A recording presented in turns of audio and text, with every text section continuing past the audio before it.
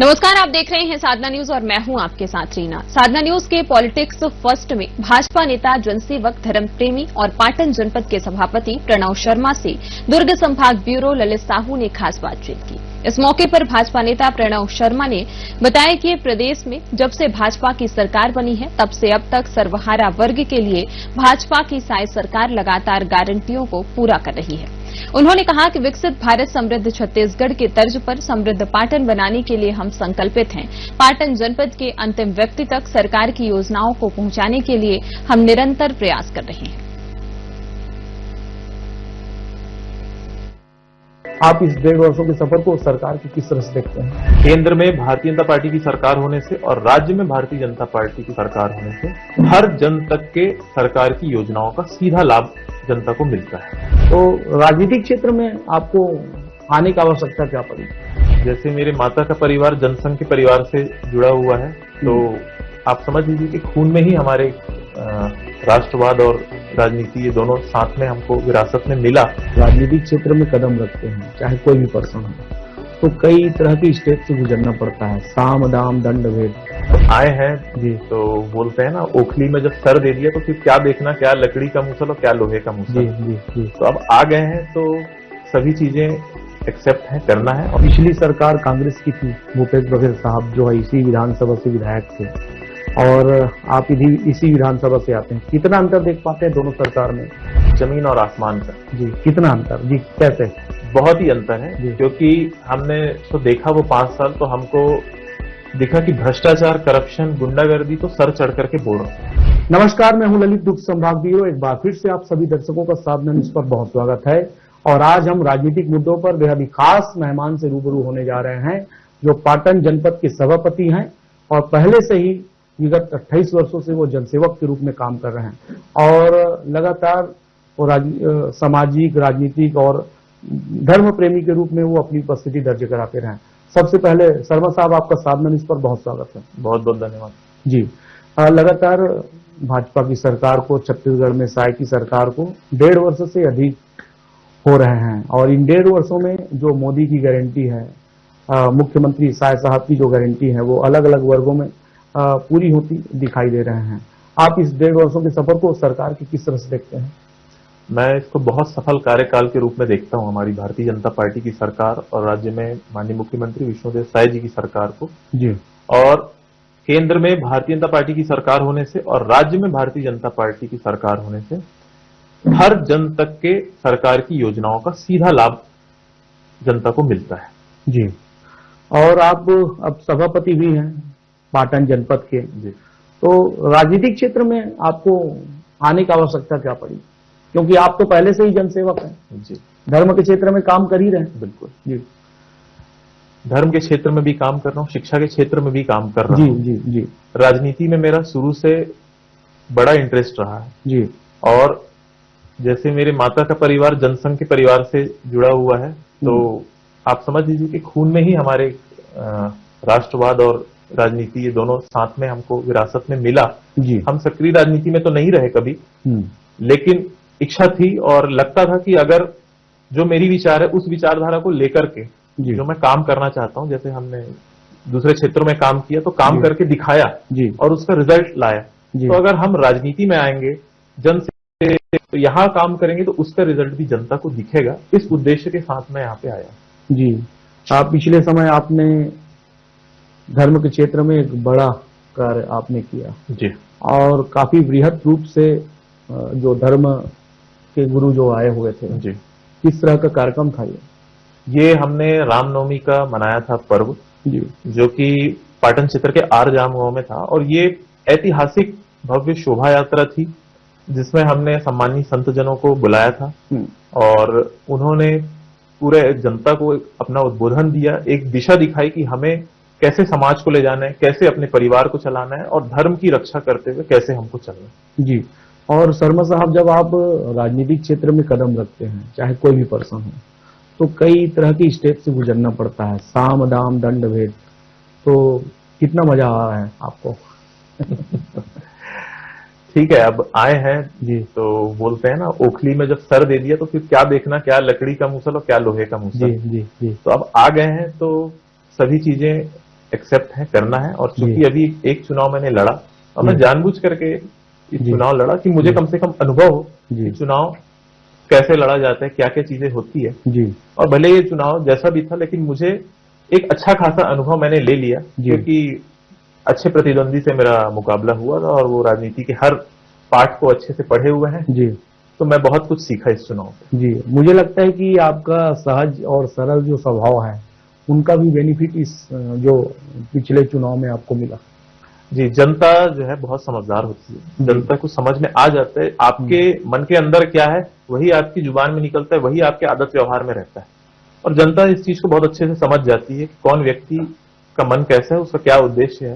तो जनता ने मुझ पर भरोसा किया और मैं उस भरोसे पे पूरा खरा उतरने की पूरी कोशिश की। जी, हम गारंटियों को लेकर शुरुआत में चर्चा की शुरुआत के दौर को हम चालू किए थे।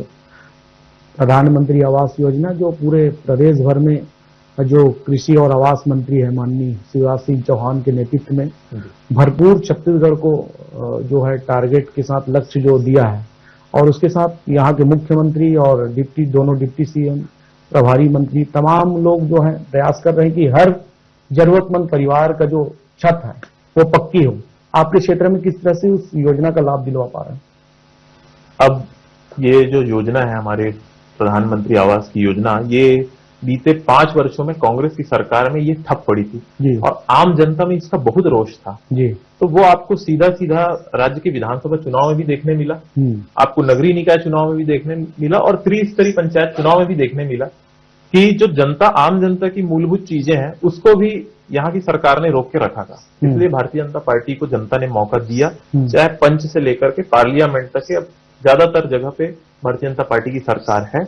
और प्रधानमंत्री आवास हमारे भारतीय जनता पार्टी का सबसे प्रमुख एक योजना है, ताकि हर गरीब को एक पक्का मकान मिले। जैसे बारिश का मौसम है तो गरीब टपकते हुए छत के नीचे में रहते हैं, आय का संसाधन नहीं, घर नहीं बना पाते।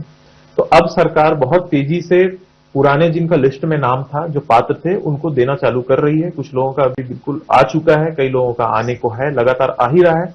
और अभी प्रधानमंत्री 2.0 आवास आया, उसके तहत लगभग सारे सर्वे हर गांव में किए, करवाए, मैं खुद करवाए और लगभग 100% सर्वे हुआ है। अब अगला चरण में आने वाले 2-3 सालों में जिनका और आवास को जिनको जरूरत है वो सब आवास भी आएंगे।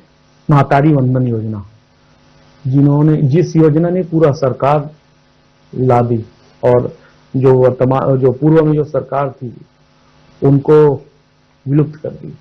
काफी महत्वपूर्ण योजना है ये, और इनसे हर महिलाओं को हर महीना 1,000 रुपए और साल के 12,000 रुपए का राशि मिल पा रहा है।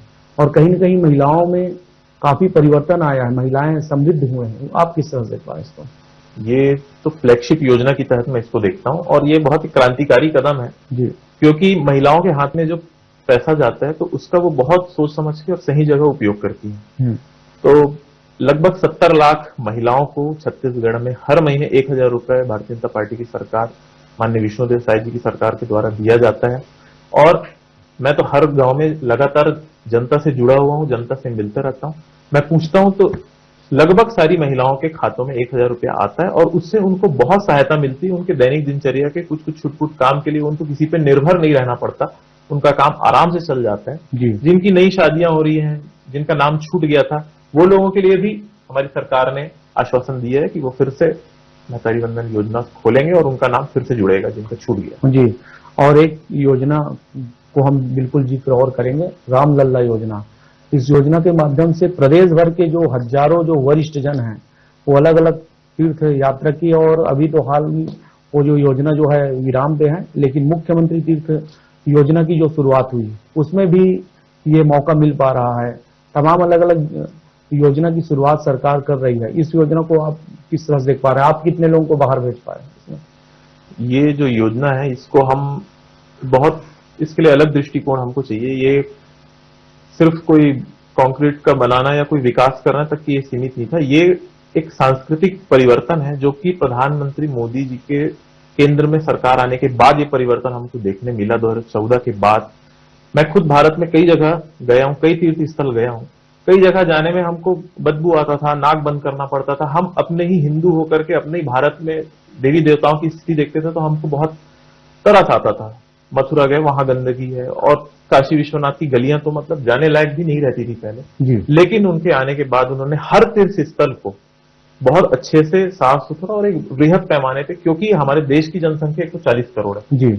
और लोगों के मन में बहुत आस्था है भगवान को लेकर के, वो तीर्थ यात्रा में जाना चाहते हैं, तो उनको वैसी सुख सुविधाएं उस तीर्थ स्थान पे मिले जी। तो साधन संपन्न व्यक्ति तो वहां पहुंच जाएगा, उन सुविधाओं का लाभ भी उठा लेगा। जी। पर जो गरीब है, जो वंचित हैं, जो भी भगवान को मानते हैं, जैसे राम तो जन जन में राम है, भारत के हर गरीब से गरीब के घर में भी राम के नाम पे दिया जलता है, उसको लेकर के भी एक रामलला योजना या मुख्यमंत्री तीर्थ योजना जो चल रही है, वो भी सरकार की बहुत एक अच्छी पहल रही कि हर गरीब भी भगवान का दर्शन कर सके। क्योंकि आपने बताया कि अभी थोड़ा विराम है, लेकिन फिर आने वाले समय पे वो चालू होगा, तो लगातार सरकार का ये क्रम जो है वो चलता रहेगा। और आप किसान पुत्र भी हैं, और मुझे लगता है कि पूरे भारतवर्ष में सिर्फ छत्तीसगढ़ ही एक ऐसा राज्य है जहां 3100 रुपए धान का समर्थन मूल्य और 21 कुंटल खरीदा जाता है। जी। आप कितना एकड़ में फसल करते हैं और कितना बदलाव आप किसानों में देख पा रहे हैं, क्योंकि खुद एक किसान आप भी हैं? जी, लगभग 30 एकड़ में हम लोग किसानी करते हैं। अब चूंकि हमारा दूसरा दायित्व है, दूसरा काम भी है, इस वजह से मैं खुद नहीं करके दूसरों को हम देगा दे देते हैं। जी, बोनस का लाभ मिलता है, लेकिन सब चीजों का लाभ मिलता है। और मेरा खुद का ये बहुत रुचि का विषय है, मैं खेती करना चाहता हूँ। जब मुझे थोड़ा बहुत समय मिलेगा तो मैं भविष्य में जरूर करूंगा, और मैं जैविक खेती की तरफ जाना चाहूंगा, और मैं आसपास के किसानों को भी मैं उसी तरह से बोलूंगा कि आप जैविक खेती में जाइए और हमारी मिट्टी को ज्यादा कीटनाशक ना दे करके उनको थोड़ा सुरक्षित करिए, जैविक खेती की तरफ हम जाएं। और सरकार तो जैविक खेती को भी बढ़ावा देगी, धान का समर्थन मूल्य भी बहुत अच्छा है और पैदावार भी ज्यादा होगा अगर हम जैविक खेती का इस्तेमाल करेंगे। नहीं तो वो 21 क्विंटल जो पर एकड़ का है, वो टारगेट आने वाले समय पे पूरा करना मुश्किल हो जाएगा। जी जी जी। और पिछली सरकार कांग्रेस की थी, भूपेश बघेल साहब जो है इसी विधानसभा से विधायक थे, और आप इसी विधानसभा से आते हैं, कितना अंतर देख पाते हैं दोनों सरकार में, वर्तमान भाजपा सरकार और उनके सरकार में? जमीन और आसमान का। जी, कितना अंतर? जी, कैसे? बहुत ही अंतर है, क्योंकि हमने तो देखा वो 5 साल तो हमको दिखा कि भ्रष्टाचार, करप्शन, गुंडागर्दी तो सर चढ़ करके बोल रहा था। जी। अभी हमारे मुख्यमंत्री विष्णुदेव साय की सुशासन की सरकार है, आज यहाँ पे कोई माफिया, कोई गुंडागर्दी किसी की नहीं चलती, कोई करने की कोशिश करता है तत्काल उसके ऊपर कार्रवाई होती है। जी। तो सिर्फ बोल देने से बस अच्छी सरकार नहीं चलती, जी, अच्छा काम करके भी अच्छी सरकार चलाई जा सकती है। जनता इस बात को बहुत अच्छे से समझ रही है और बहुत ही एक पॉजिटिव संदेश हमारी सरकार के लिए वर्तमान स्थिति में है। उनके लिए निगेटिव था, इसलिए उनको चुनाव में वैसा निगेटिव परिणाम देखने मिला। जब यहीं से भूपेश साहब पूर्व में मुख्यमंत्री हुआ करते थे तो ऑफर आया था कांग्रेस का, आओ जाओ कर गया? क्योंकि कई जगह ऑफर गया था।